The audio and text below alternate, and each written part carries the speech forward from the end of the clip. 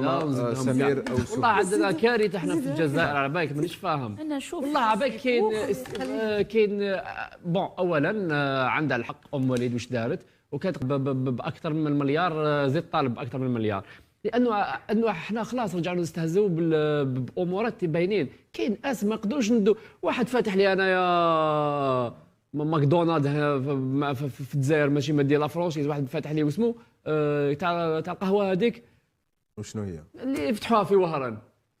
والله على بالك ستاربكس ماشي مدينه حتى ولينا نتبهدلوا بين الجناس.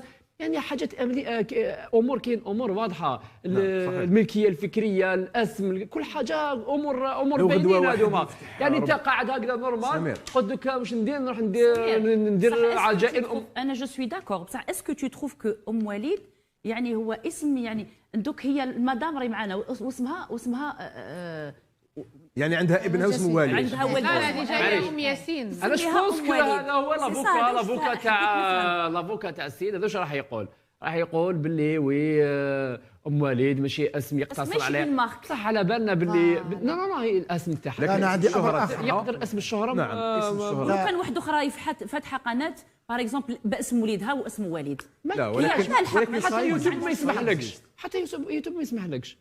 سؤال مطروح هنا تفتح لي في يوتيوب قناتين باسم واحد ولا في فيسبوك ماشي في دي باج تسمى اللير تاعهم يكون نعم واحد مستحيل مستحيل. هو ديجا يقول لك ما تقدريش. نعم سيدتي